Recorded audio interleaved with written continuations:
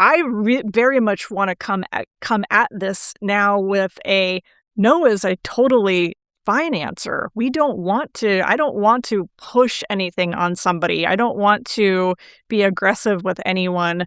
My whole take is it's having the courage to ask instead of giving yourself the no. And Candace, I feel uniquely qualified to talk about this because my whole life was always like waiting for somebody to come to me with whatever it is I wanted. And I don't know that I think I was kind of taught like be the nice, good, quiet girl. And if you want something, like don't be greedy and don't, and of course I didn't want to be beggy and look desperate. And so I feel like I lost out on some opportunities without looking at it through the right lens and learning how to ask the right way, but also just learning to ask, learning to advocate for myself.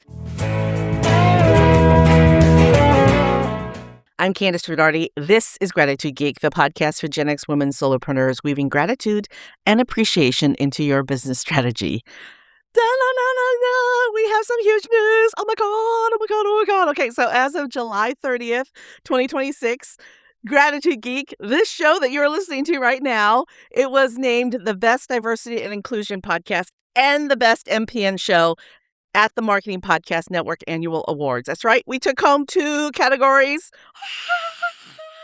I actually was blown away. I wasn't expecting to win either.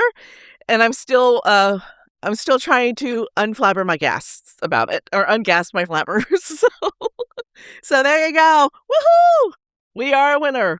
Now I can legit say 2 times award-winning podcast. Back to this episode. It is the next installment of our Momentum series, where we are exploring what momentum really means and the unexpected lessons it teaches female founders. And today's guest understands the immense value of failure. Andrea Waltz is the co-author of Go for No, one of the best sales books ever written, in my humble opinion. It's so good, I've read it at least 3 times.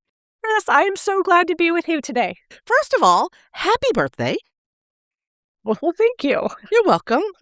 I love to celebrate birthdays, and I was thrilled when I found out your birthday was coming up soon, or happened soon when this episode drops. Well, that's one of us, but I guess I shouldn't complain because the alternative is not so great either. I like celebrating other people's birthdays because it's a special day. Yeah, that's nice. It's a special day. Anyway, what would you like the listener to know about you? My goodness. Well, I would like the listeners to know that I have been talking about how to think, feel, and respond to rejection and do it in such a way that fuels your ambition and your momentum. For the last 25 years, I'm the co-author of the best-selling book, Go for No. We talked about that. I live in Central Florida on basically swampland, practically. And what else? That's basically it. It's enough to get us started. I just imagine that you lived in Southern California because I've read the books. You know, the book. And we did, yes. And we did. And I forgot to add, I'm proud Gen Xer too. Throw that in. You've got to be proud to be Gen X. Gen X rules. Go for No. Hundreds of thousands of people have read this book. I can't tell you how many of us would talk about your book in little small groups when we were, especially in the world of network marketing. Go for No is a huge book, right? I'm not really in network marketing anymore, even though I do still receive a couple of checks, but it's still such a good book. But what inspired the story? So the story that is kind of the central pivot story in the book is where the main character, Eric, has this great sale where he sells this customer all of this clothing at this menswear store that he's working at. And it comes to $1,100. And the district manager asks him, what did that customer say no to? And he has to say nothing. That customer didn't say no to anything. Everything I showed that man, he purchased. And then the district manager asks him, well, then how did you know he was done? In other words, if he never said no to anything, how did you know he was done? That story actually happened to my husband, Richard, my business partner and co-author. And when he told me that story, I was like, holy cow, that's amazing. Like, I never looked at no that way. I always looked at no like, you don't want to get no. You don't want to hear no. And I see the value in it. And I see how at the time, I told my husband, I'm like, "I see how you let that slow you down by kinda giving yourself the no, like, hearing the no in your own head of, 'Okay, enough's enough. I'm gonna end the sale for this guy.'" And so that was, like, the pivot moment where when he told me that story and he's like, "And I wanna write a book about this, and we should quit our jobs and launch a speaking and training company," and I was just naive and dumb enough to go like, "Yes, that sounds like an amazing idea. Let's do it." I don't know if naive and dumb is the right way to describe that. My husband and I launched our business together 30 years ago. I have a couple of pivotal moments throughout the course of our business together that really meant a lot to me, and I have never asked him what his are. But based on this conversation that you and I just had, I'm gonna ask him, what are the moments from early on in our business that you remember and that really impacted you? So, there's a good question to ask your business partners. That is a And, great question to ask your business partners. I love that. I mean, when you're both excited about something, you go on the journey together, right? Mhm. So, okay, how do you get back on track? Candace gets off track, which is why she has a list. So, how do you weave gratitude into your business strategy? So there's something that was said by a guy named Randy Gage, who I I tap into this a lot, which you have to tap into as a business owner because there's always more to do and more expenses to be had. And he says bills are a result of blessings received. And I have lots of hospital bills from last year, lots of bills for the business, lots of expenses. We all do, right?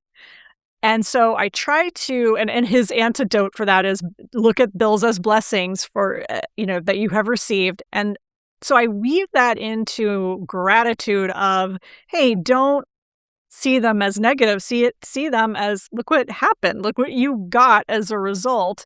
So that's the one thing. The other thing is that I get down very micro in terms of my gratitude. I literally will make a gratitude list in my head. I used to, when my dog was alive, I used to take her on walks and I would just run through a gratitude list and I'd always list about 25 things. And I should do it more because but it was just something I could do mindlessly while I was on the walk. And I would just list like all these small things, like just eyes, like like my eyesight and my car and my friends and the people that are in my life, just come up with just a fast list. Sometimes I could do 25 people. Sometimes it was 25 things. Sometimes it was 25 things just about my house, like all the things I love about my house. And it's just a fun practice. So I liked to do that because it's so centering and you realize how many blessings you really have. And when you're out going for a walk, you don't really wanna wear headphones because you wanna be able to hear the traffic. You know? You wanna hear if things are coming up on you. So you really are stuck in your own head when you're walking your dog. And which is that's Yeah, a great practice to it is. And if you have a dog that just likes to stand around and sniff, then you're not even walking. You're just standing. So now you really need something to occupy you. oh, I miss having a dog. I do Oh, too. so hard. Okay, so let's talk about momentum. What does momentum look like for an author?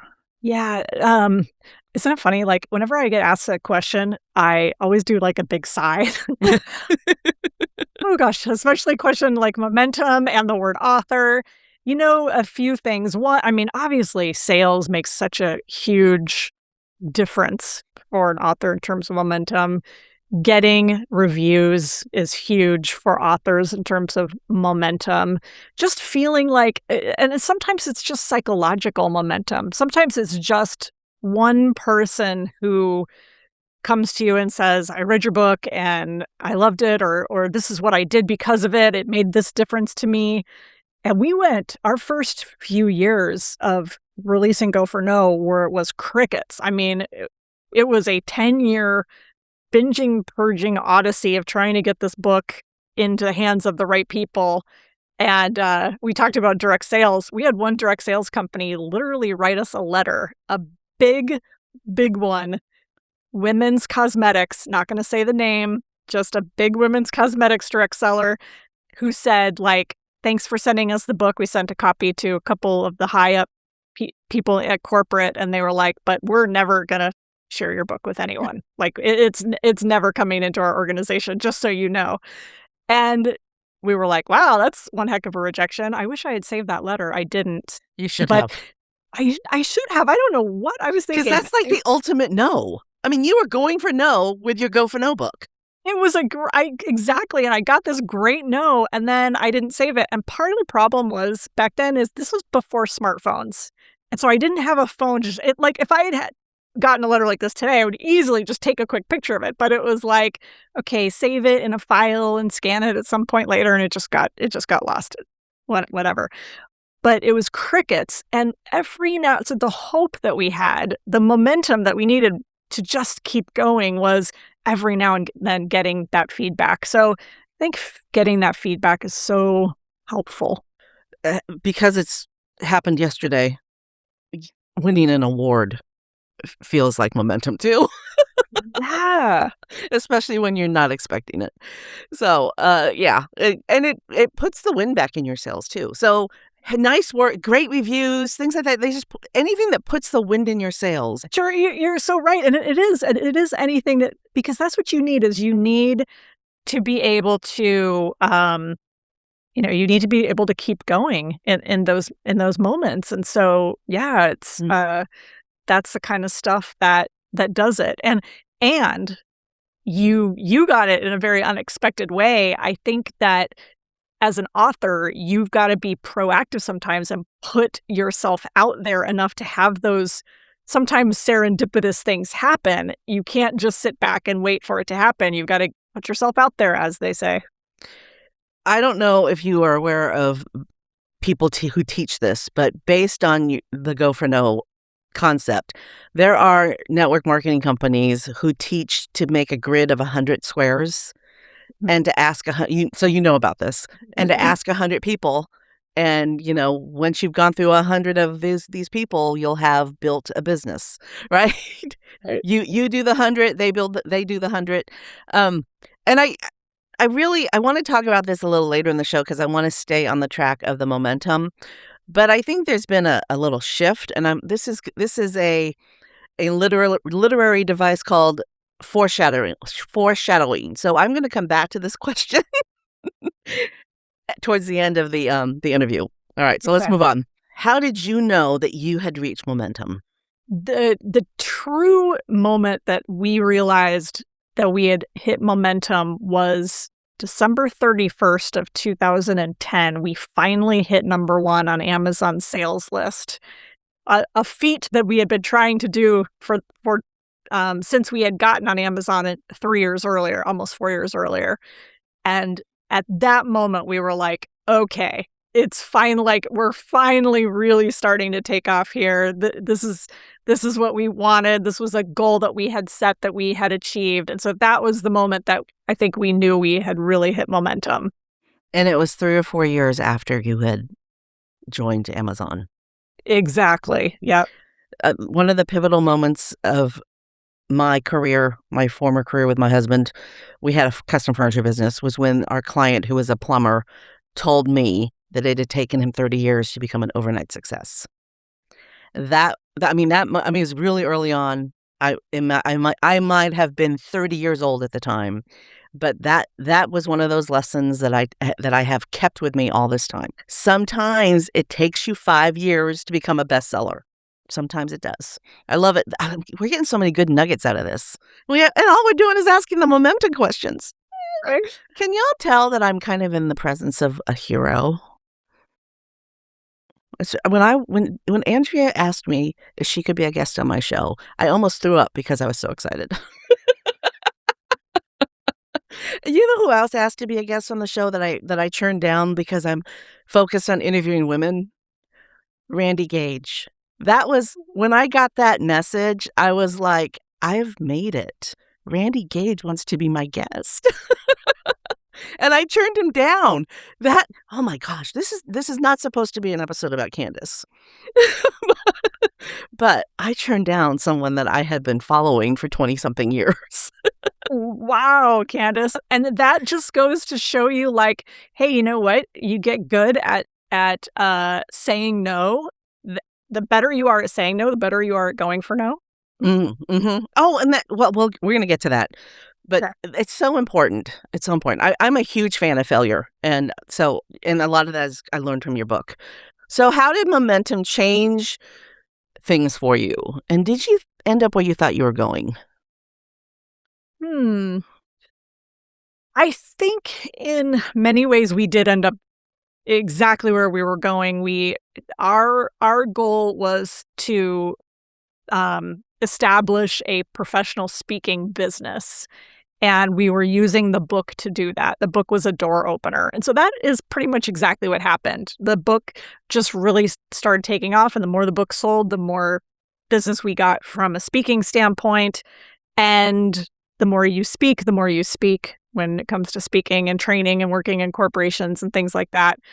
Um, what did kind of change is that what I didn't expect was that we would end up so broad. We have so many people from so many different businesses and industries who have read the book. People all around the world. The book is absolutely huge in India. That I definitely did not expect. I did not expect that we would go worldwide. We ended up partnering with a publisher in India, and yeah, that book it's been just bananas over there. So hundreds, thousands of copies. And so yeah, just didn't see that. Okay, let's pivot to the actual books. So the original story, Go for No, is about a copier salesman. Do copiers even get sold anymore? I don't think they do. And it's funny that you'd say that. It's funny you'd say that because, um, we still use the book today to market our business, and I sent a copy to a gentleman who was at a company, was like a sales leader, and this is, like, in order to do to get, like a training gig or speaking or whatever, and he could not wrap his brain around the idea that at this point, at this stage, the book is old, right? The book, when we wrote it, took place like in 1990 is where we started the book. And just for the listeners to have context, our main character is named Eric, and he meets a wildly successful 10 years in the future version of him. He literally travels in the future. It makes no sense. Don't ask any questions. He's just there, and he meets his older version of him. But it takes some suspension of belief. Like you have to suspend your disbelief, I should say. And this person could not do that. And he was also hung up on the fact that it was a copier salesman. And that's the funny thing, Candace, is that you're right. I don't even think, I mean, it's rare. I think doctors' offices probably still own the corner market of both copiers and fax machines, which is maybe a market that we should explore. I don't know. Maybe. I don't know. I mean, I don't my doctor's know. office comes in and records all the conversations, and they're transcribed by AI into my file digitally. So And that's what they should be doing. So yeah, you know what? And also they have the little tiny scanner now where they just put your driver's license in and it scans. yeah, So they may not even have, depending on where you I are. don't.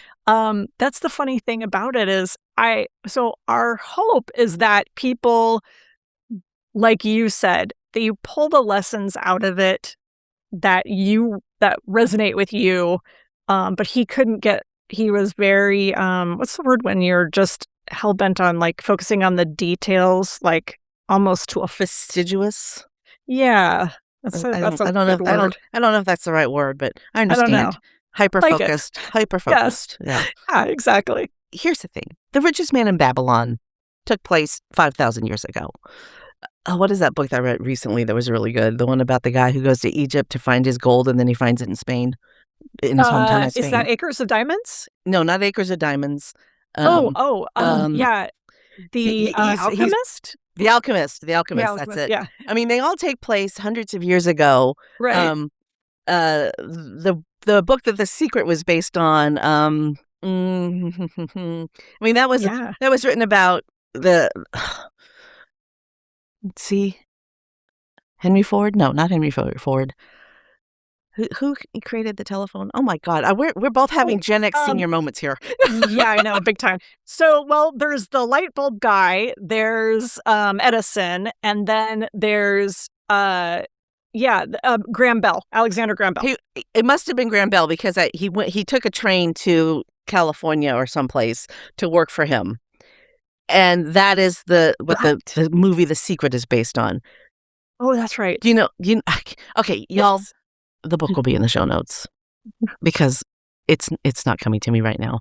Anyway, all these books were written, 100 years or more ago. Even if it's not copy machine sales, the tenets of the books are still valid and still good, right? You just have to take out some of the misogyny and, Yes. and you read it from the lens of today, but Right. understanding that it was written a long time ago.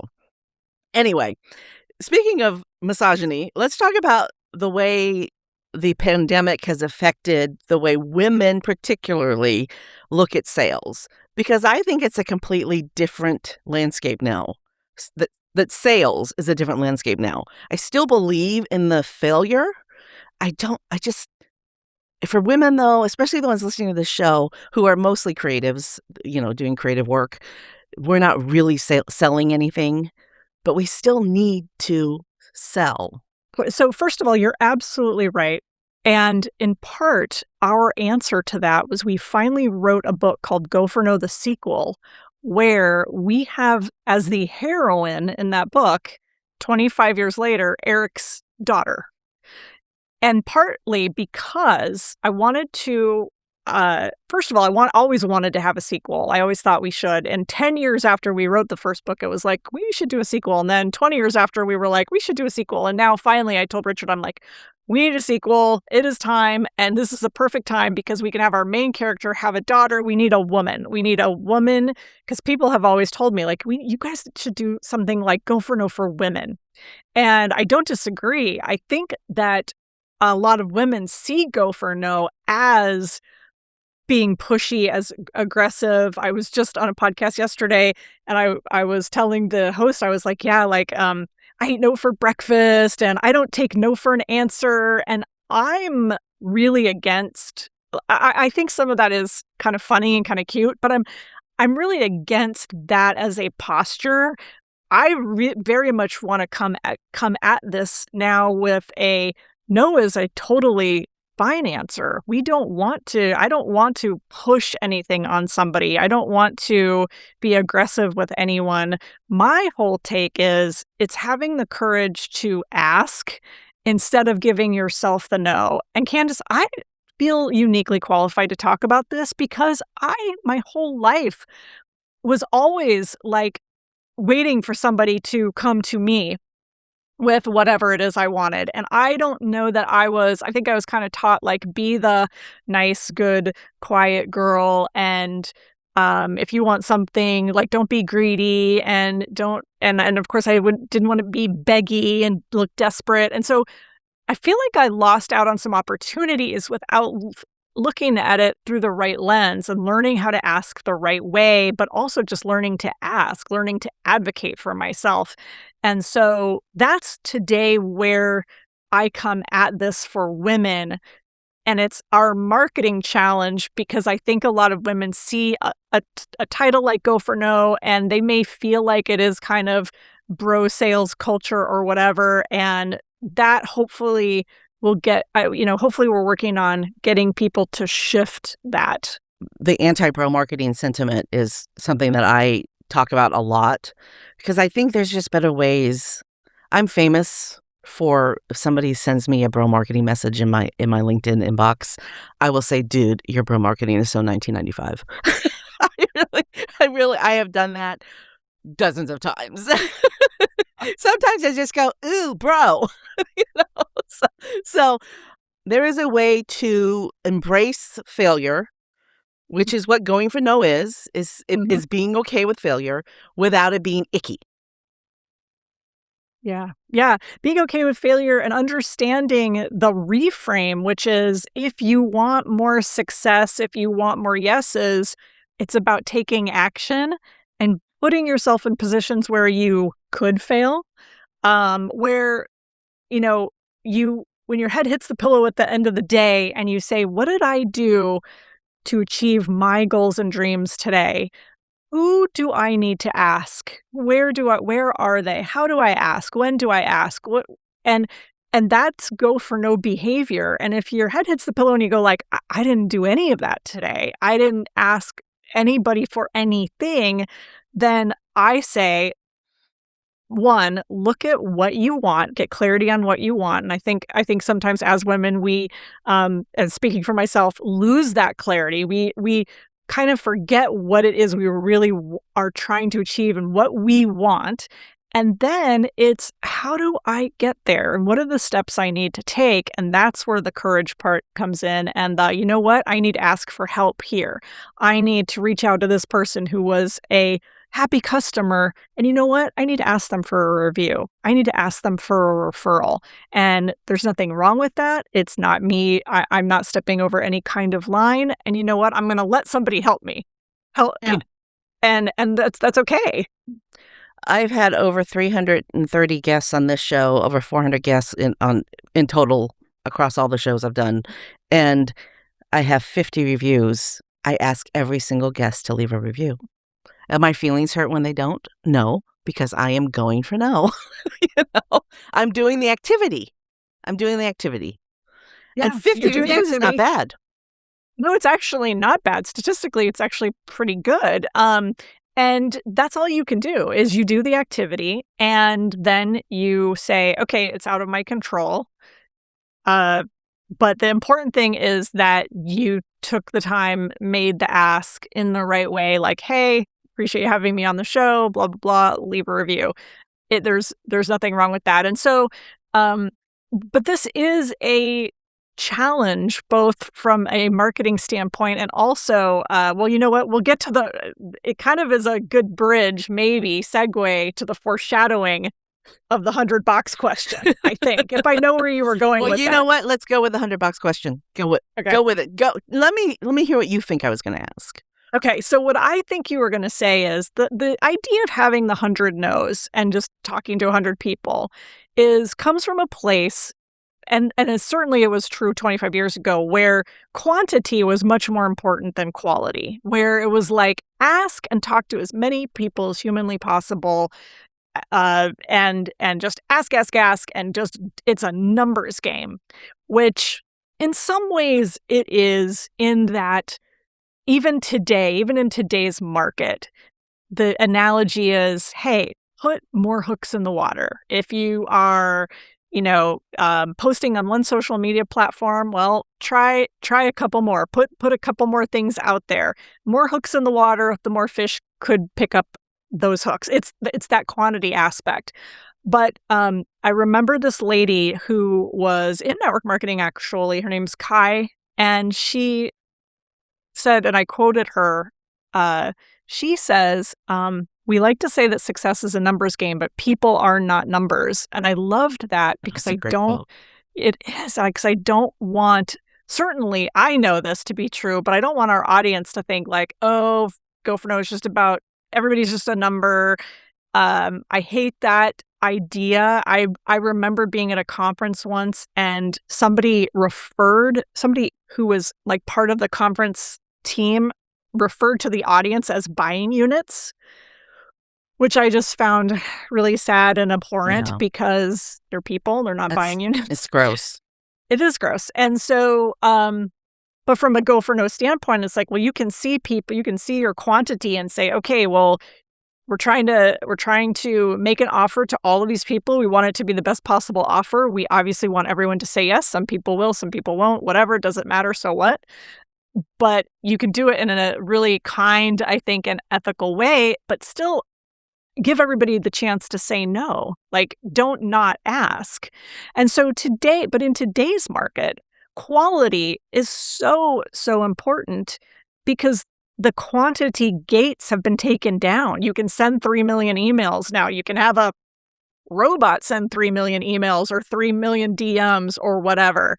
And we've all seen what quantity has done to interactions. It's terrible now. So now it's like you see people starting to talk about, personalization and different things. And that's why it is so important now to have the quality and quantity combined, which is kind of funny because the thing that we did in the Go for No sequel, it was a funny device that we used, but basically we have Eric's daughter make a big ask of a big kind of prospect, if you will, for something. And the whole idea behind the story is for her to really step out of her comfort zone and do something crazy. She does something crazy. And that was the message that we wanted readers to get, was sometimes you have to be bold. You have to do something crazy. And in the book, she hates sales. And he goes, "You're my daughter. I've taught you Go for No from the beginning, and you hate sales?" And she's like, "Yeah, it's, meh." And he's like, "Well, you're just not looking. You need to look at it." So we kind of reframed that, and we reframed her making a big ask from a courageous standpoint. So we actually kind of go the opposite way in the sequel, which is kind of funny. Sales has a icky feel. People think sales is icky, but really people sell all the time. A teacher sells students on the idea of learning, right? Mm-hmm. A principal sells teachers on the idea of working for that school. Everybody is in sales. We just sell different things, and we do it in different ways. Creatives, who can be anything from an artist to an author to graphic designer. I mean, creative to a podcaster. Creatives, we have a product that we are creating, and somehow we have to make money. So, I don't sell my podcast to listeners. I sell the concept of being an advertiser on my show to Mm-hmm. advertisers, right? That's what I'm selling. Luckily, I belong to a network, so I don't have to do that sell part. But it has to be a good enough show that advertisers would want to, spend the money to put their ad in the show, right? So, Right. there's just so many ways of looking at it. Many, many years ago, in the 90s, I was a buyer for a chain of sporting goods stores, and we were kind of high end. And at the time, Nike was running shoes and, basketball shoes. And they were trying to break into the outdoor industry with some hiking shoes. And they weren't hiking boots, they were hiking shoes. And that Nike salesman, his name was Mike, that Nike sales rep took me out to lunch every 4 months for 2 years. And finally, we bought shoes from him. So he got a lot of no's out of me. I love that story. Now, Candace, I have to ask you now,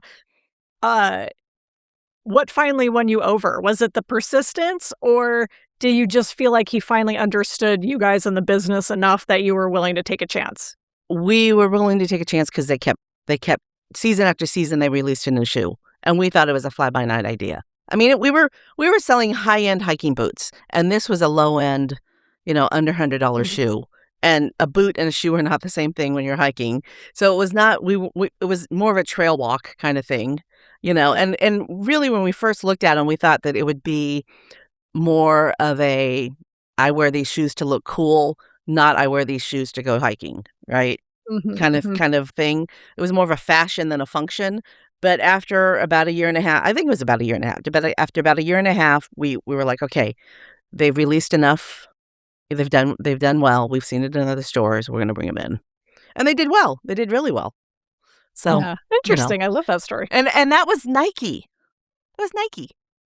Right. You would think that Yeah. Nike would be a no-brainer, but Yeah. really, when you put a Nike next to a Vask, Mm-hmm. So, and at that time, I wasn't just buying hiking boots. I also spent hundreds of $1,000s on Birkenstocks every year too.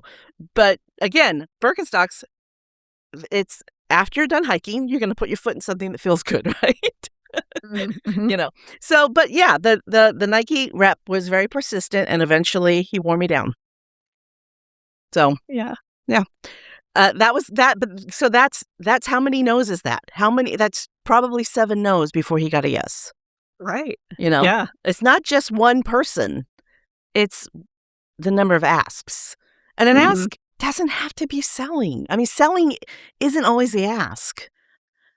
Sometimes it's just finding out what's going on with somebody. And one of the things, I'm glad you said that, because one of the things that's really important, I think, especially when it's Um, and because you have a lot of creatives on the show, I just wanna make a comment, which is sometimes, you're not selling it is marketing, and so you're putting things out there, and you're attracting people to say yes or no to you. The rejection feeling is often the same, even if it's, not explicit, "No, I don't want your thing," it's just implicit, which is, "Wow, I put this out there, nobody liked, nobody commented, nobody said anything to me.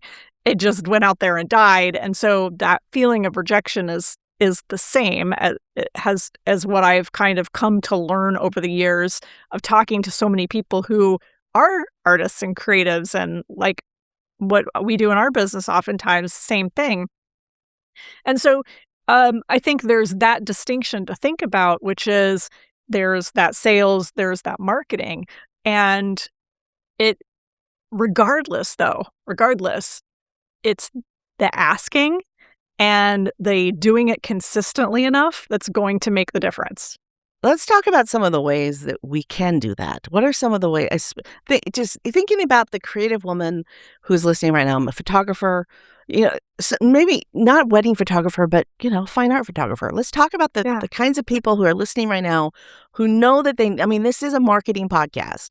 What are yeah. some of the things that we need to be thinking about that will get us to the failure so that we can get to the success? Yeah, so what you mean by getting to the failure so that you can get to the success is getting people to make a decision. I guess that's really what we're talking about here is make a decision, yes or no. And I think from a marketing standpoint, a couple things are true. One is you want to keep everything that you do as simple and clear as possible. And there should always be some kind of even small, I think, call to action that with them taking that step kind of is a vote for you, not necessarily against you, but at least a vote for you. So it could be as simple as everybody, for example, should be starting a mailing list. Everybody, you want to be able to have control to contact your customers. So yeah, we're all on social. We all have all the different platforms, but start a mailing list. And by the way, as somebody who wrote fiction, Richard and I wrote fiction for 4 years on the side and spent thousands and thousands of dollars and hours on it, and it went absolutely nowhere. I speak from experience here. I know how to do this, and I literally failed, failed, failed, failed, failed. I wouldn't change a thing. So just want to put a little pin in that onto the side that I understand if you're sitting there and going like, Andrea doesn't understand what this is like. Yes, I do. And so it could be as simple as you start an email list and say, hey, I just put up this piece of artwork or I just posted this somewhere. Would love for you to just go take a look at it. And if you can, like it, comment, share, whatever, that costs somebody nothing. It's just their time, but it's a little tiny ask that could move the needle because you never know if that person goes on to, say, your YouTube page or your Facebook page and they like it, that somebody else isn't going like, "Oh, what did so-and-so like?" And she commented on it. Oh, and then now she shared it to her page, right?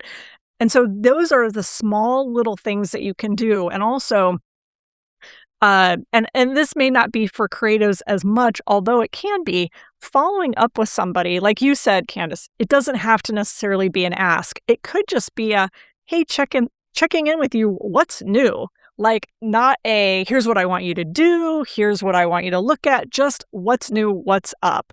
But to the extent that I think that that artists, creatives can offer value or make somebody's life just a little better, you will garner that trust and that responsiveness from your audience to always want to know, oh, what are they saying next? And that's what I keep in mind with like our newsletter. Our newsletter is our, you know, outbound/inbound communication with the people that like and follow our work. And my number one goal is to write something so good that each week when they see our message in their inbox that says your weekly motivation, that the person goes, oh, every time I open this, it's some interesting story, it's some interesting thing, but I also in every newsletter have a go for no recommends.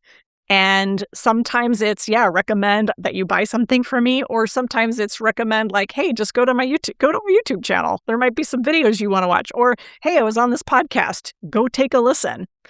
It's just incumbent upon us, I think, to walk that line, but to just never fear that, oh, I'm stepping over it and I look salesy. It's like nobody cares about your work like you do. Nobody's going to advocate for your work like you do. You've got to be the one out there. And you know what? If somebody thinks that you're shouting from the rooftops too high, that's okay. Like they're not your person. Mm-hmm.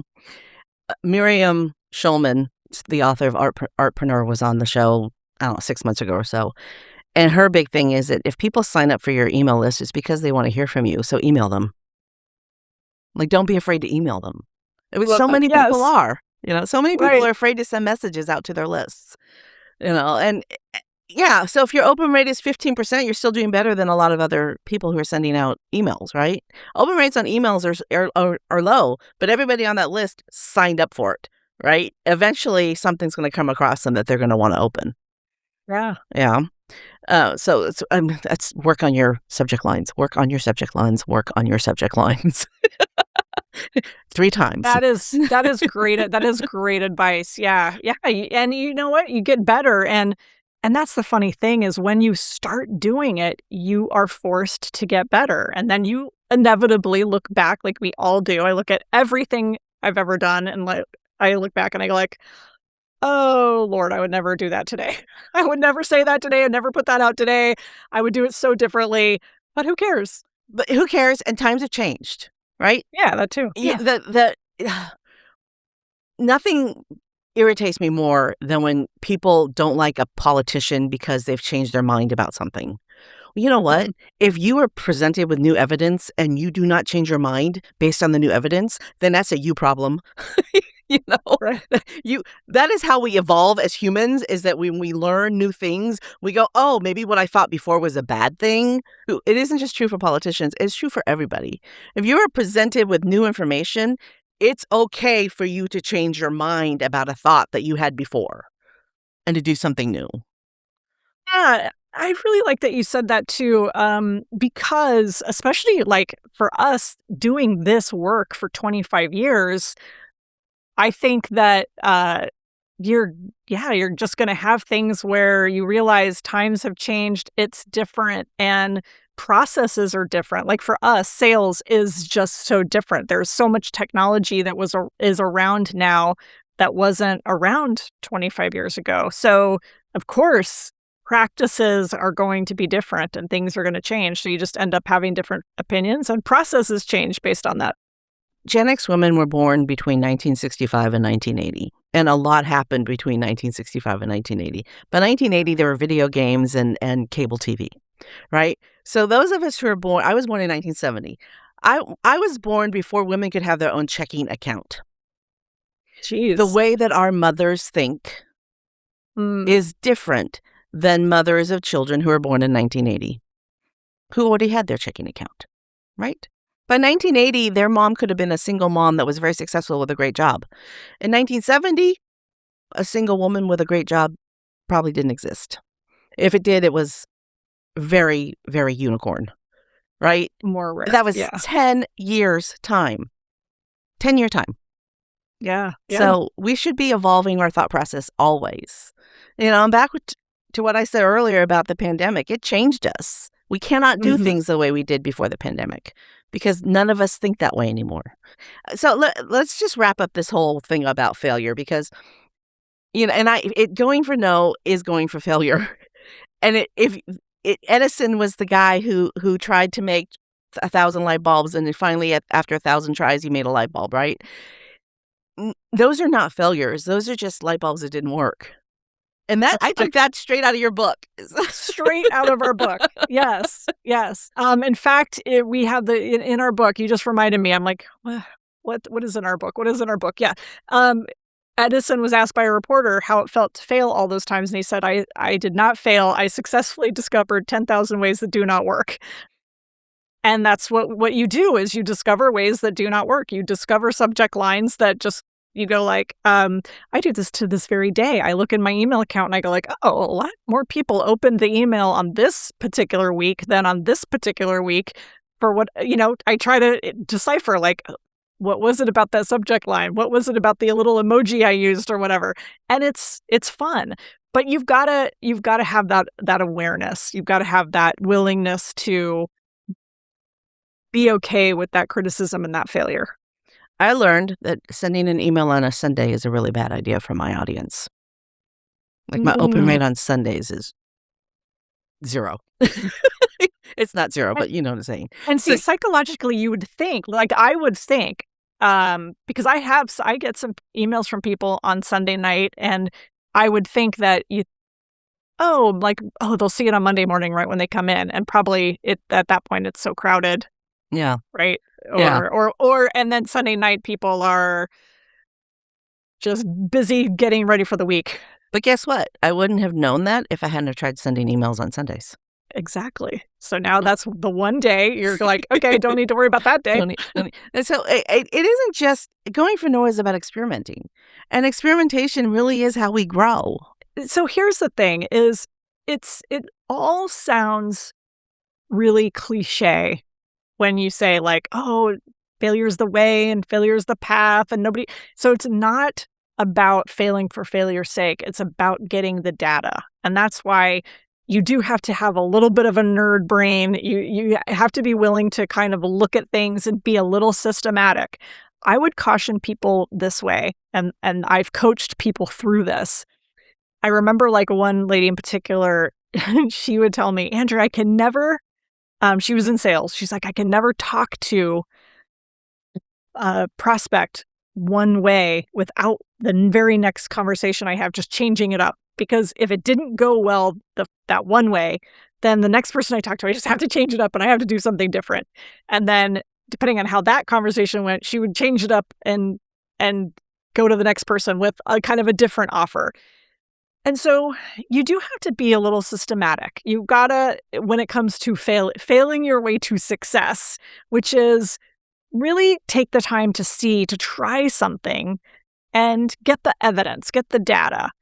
Like, try it a couple times. Try it, depending on what it is. Sometimes you know right away, but oftentimes it takes a little while. And then you go like, okay, that wasn't a one-off. And this is also where criticism is really important. And I always say, like, you can't take no personally.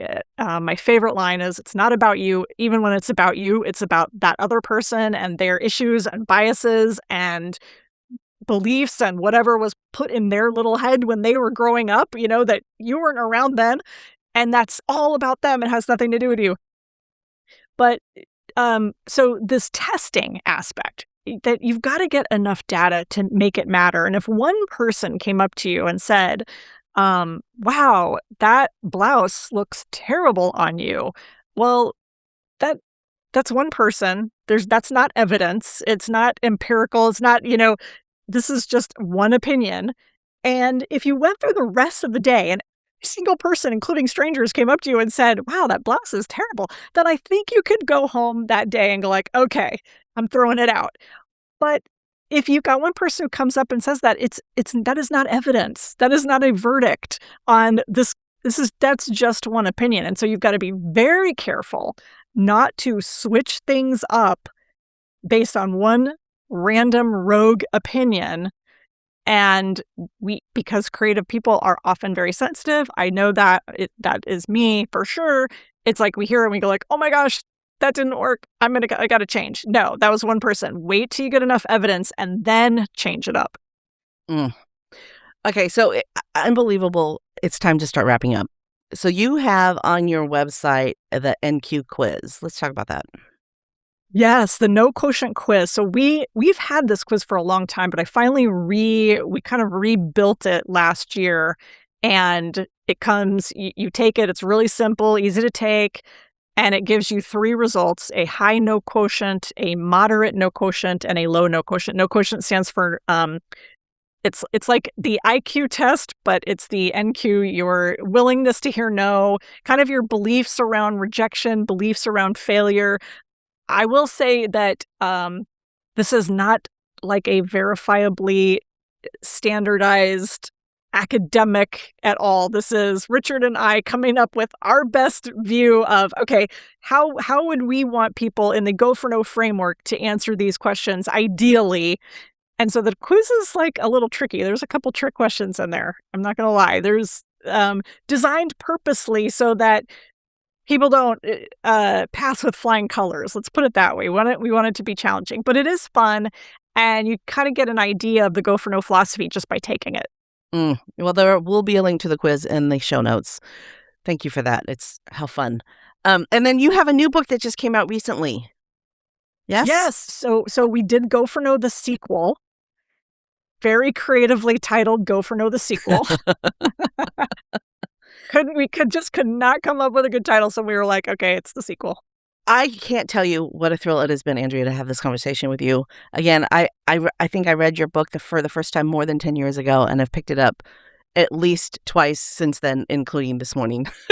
I wanted to make sure. It's a really quick read, y'all. I know it's based in 1990 at copier sales. We don't do that anymore. And if you're thinking I'm not a salesperson, it's not about the selling. It is about the asking.